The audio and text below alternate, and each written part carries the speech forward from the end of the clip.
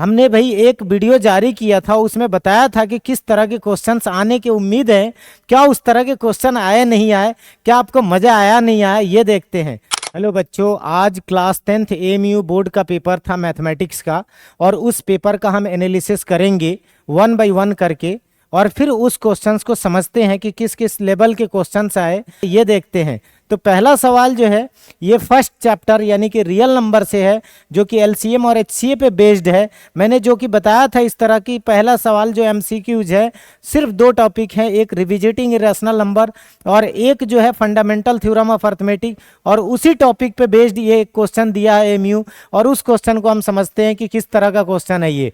यानी कि पहला क्वेश्चन जो है बच्चों LCM और HCF यानी LCM और HCF दोनों का सम जो है ये गिवन है 4386 है, और ये गिवन है कि and their LCM is 4284 more than their HCF if one number is 255। यानी कि इसका मतलब LCM माइनस HCF जो है ये गिवन है 4284 गिवन है। अब इन दोनों को सॉल्व करेंगे तो हमारा LCM आ जाएगा और HCF, और फिर उसके बाद प्रोडक्ट ऑफ 2 नंबर का कंसेप्ट जो है LCM into HCF that is equal to product of 2 numbers, और इस तरह से हम इनको सॉल्व करेंगे तो हमारा जो आंसर आने वाला है 867 आने वाला है। तो आपको मैं MCQs बता दे रहा हूँ, आंसर्स मैच कर लीजिएगा, और फिर बाकी जो सब्जेक्टिव क्वेश्चन है उसको मैं बताता हूँ कि किस किस तरह के क्वेश्चंस आए हैं। तो आज देखिए, अब दूसरा क्वेश्चन जो है एक क्वाड्रेटिक पॉलिनोमियल पे बेस्ड है, और ये जो है एक क्वाड्रेटिक पॉलिनोमियल आपको फाइंड आउट करना है जिसमें कि सम और प्रोडक्ट गिवन है। अब देखो भाई, सम यानी कि अल्फा प्लस बीटा की वैल्यू जो है -5/4 गिवन है, और अल्फा बीटा की वैल्यू 1/4 गिवन है। अब इसमें क्या है, फॉर्मूला जो फाइंड आउट करना है यानी क्वाड्रेटिक पॉलिनोमियल का k times x² minus sum of roots यानी alpha plus beta multiplied by x plus product of roots is equal to, यानी कि यहाँ पे ये वाली जो वैल्यू है इसको हम यहाँ पे रखेंगे, सॉल्व करेंगे तो हमारा जो आंसर निकल के आ रहा है वो 4x² प्लस 5x प्लस 1 आ रहा है। अब अगला जो है एक NCERT का और क्वेश्चन है, जो if the perimeter of rectangular garden whose length is 4 metre more than its width is 444, यानी पेरीमीटर गिवन है यानी कि 2 multiplied by L plus B given है, और ये कितना है 44 गिवन है। अब ये कह रहा लेंथ जो है यानी विड्थ से 4 ज़्यादा है, तो इनको यहाँ से एक इक्वेशन बन रहा है और एक इक्वेशन ये बन जाता है। दोनों को जब सॉल्व करेंगे तो L और B जो है 24 एंड 20 मीटर्स निकल के आ रहा है।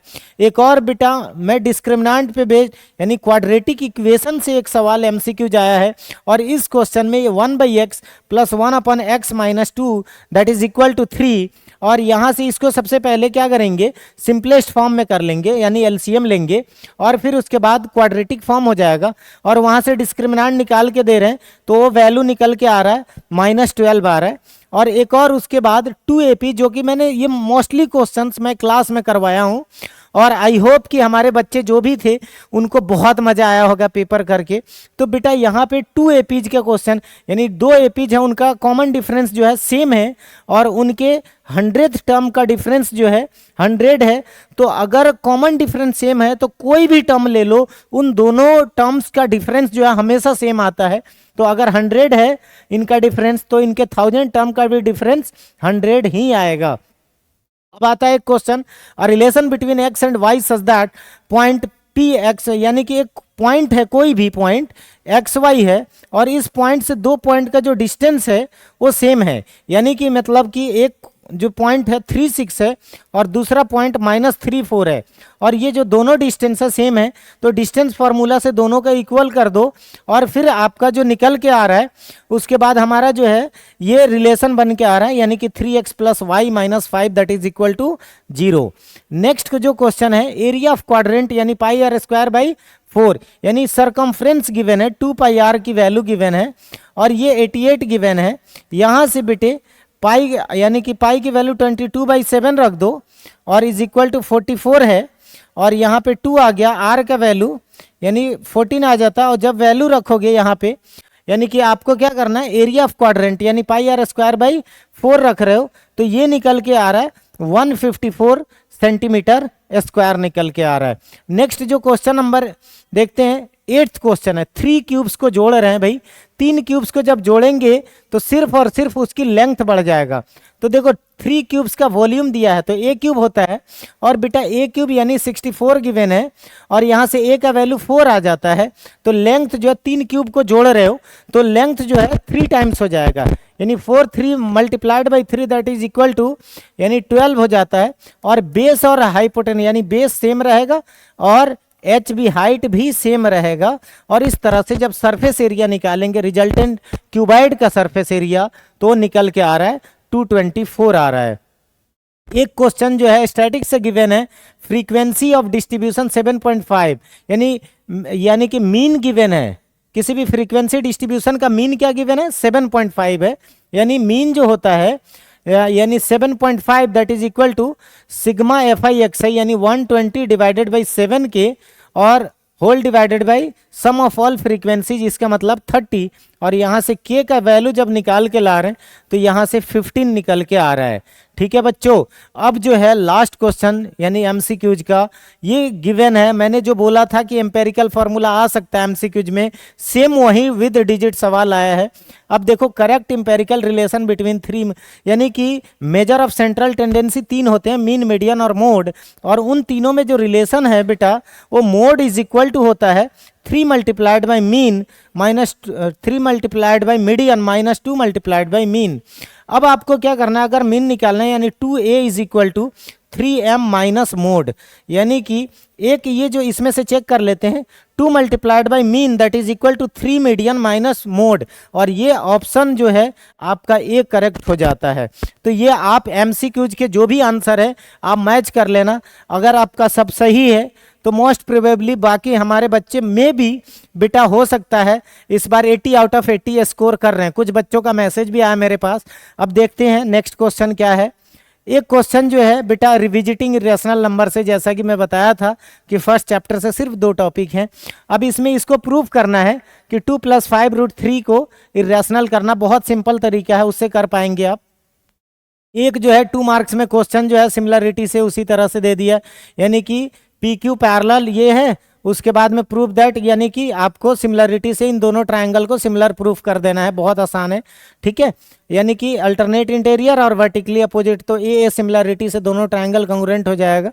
अब यहाँ पे 3rd और 9th टर्म गिवन है, और यहाँ पे बेटा इसको क्या answer which term of the यानी कि टी एन, ये एक्चुअली क्या है विजुअली चैलेंज वाले बच्चों का है, तो टी एन इक्वल टू 0 कर देना है और वहां से वैल्यू निकाल लेना है। फिर यहाँ पे देखते हैं find the values of y for which the distance between this and this is, यानी कि अब देखो यहाँ पे y की वैल्यू बतानी है, जो इन दोनों पॉइंट से डिस्टेंस जो है इन दोनों के बीच का डिस्टेंस 10 है, तो डिस्टेंस फॉर्मूला लगाओ आंसर निकल के आ जाएगा। ये क्वेश्चन मैं क्लास में करवाया था, ये बताया भी था कि वेरी शॉर्ट आंसर क्वेश्चन में ये सवाल आ सकता है, और बिल्कुल डिट्टो इसी तरह से आया है। ये भी क्वेश्चन इसी तरह का एक प्रोबेबिलिटी का क्वेश्चन है। नेक्स्ट उसके बाद आते हैं बेटा, आप देखो मैंने जो एनालिसिस किया था, मैंने बताया था कि पेपर में किस किस तरह के क्वेश्चन आएंगे, और आप वो वीडियो देखो और सेम डिट्टो 100% उसी तरह के सवाल एमयू बोर्ड ने दिया है। और आई होप कि बच्चों को बहुत मजा आया होगा पेपर करके, काफ़ी आसान भी लगा है हमारे बच्चों को। तो फाइंड दी अगला जो है एक ये वाला क्वेश्चन आता है, the circular path around the field, इस तरह से हाउ मेनी मिनट्स, यानी कि ये जो है फर्स्ट चैप्टर से भी, यानी कि एक मैंने बताया था एलसीएम एचसीएफ पे बेस्ड एक सवाल बन सकता है वर्ड प्रॉब्लम में, और वहीं उसी तरह का सवाल आया है। अब क्वेश्चन एक आता है find the zeros of quadratic polynomial दस वेरीफाई द रिलेशन, यानी जीरो जिसको इस क्वाड्रेटिक पॉलिनोमियल को 0 के इक्वल कर दो और सम ऑफ जीरोज और प्रोडक्ट ऑफ जीरोज निकाल के बता दो कि कोफिशिएंट और जीरोज में क्या रिलेशन है। एक क्वेश्चन बेटा ये ट्रिग्नोमेट्री का सवाल है, जो मैंने एग्जाम्पल है एनसीईआरटी का, वो मैं करवाया भी हूँ और मार्क भी करवाया था कुछ बच्चों को, मतलब मोस्टली बच्चे करके आए होंगे सारा पेपर। यहाँ से जो है cos a + b = 0 है, इसका मतलब a + b cos 90 की वैल्यू तो 90 डिग्री हो जाता है, cos a - b √3/2 है, तो ये a - b = 30 यानी cos 30। यहाँ से a और b की वैल्यू बहुत आसानी से निकल जाएगा। उसके बाद में आता है बेटा फ्रॉम अ सॉलिड सिलेंडर जो हाइट, यानी कि कॉनिकल कैविटी जो है सेम हाइट का निकाल दिया जाता है।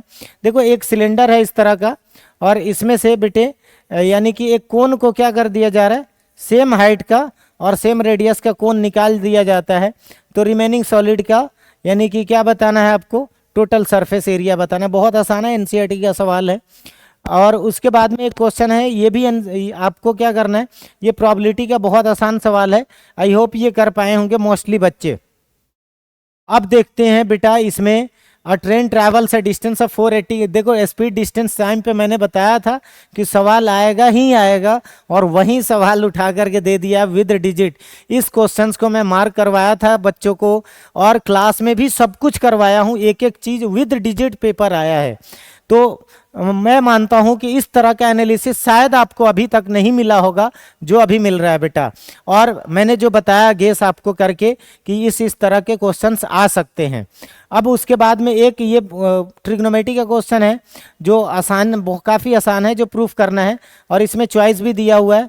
और एक जो है सर्किल का क्वेश्चन, ये वाला क्वेश्चन मैंने बताया था कि इस तरह के सवाल आने के पूरे पूरे चांसेज है, और वहीं आए हैं।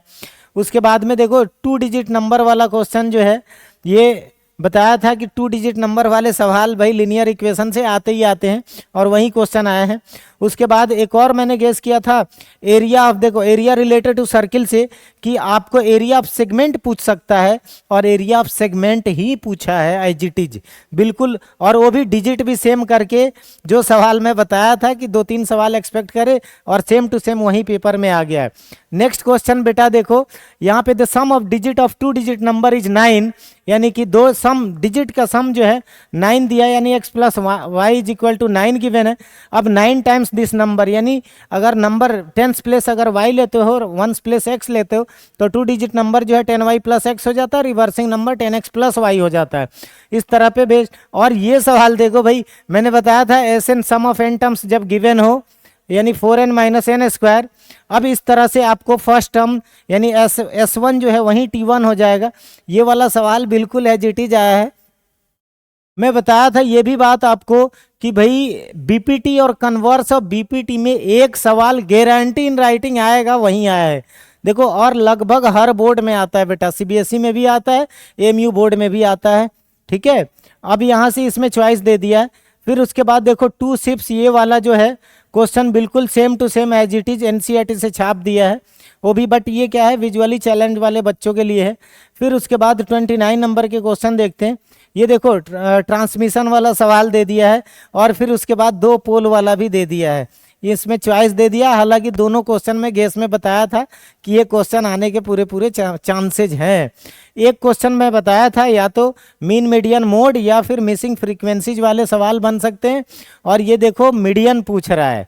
ये क्या पूछा है भाई, मीडियन। तो सेम टू सेम बेटा यहाँ पे आपको बहुत, आई होप कि बहुत मज़ा आया होगा। तो आप इजीली इस पेपर को बहुत ज़बरदस्त तरीके से करके आए होंगे, और मैं मानता हूँ कि आपके बहुत अच्छे स्कोर आने वाले हैं। इसीलिए बेटा हमारे पास अब 11th एमयू एंट्रेंस का बैच स्टार्ट हो रहा है। जितना जल्दी हो सकता है आ करके आप रजिस्ट्रेशन कराओ, और यहाँ पे आपको बहुत फ़ायदा मिलने वाला है। ओके, ऑल द बेस्ट बच्चों।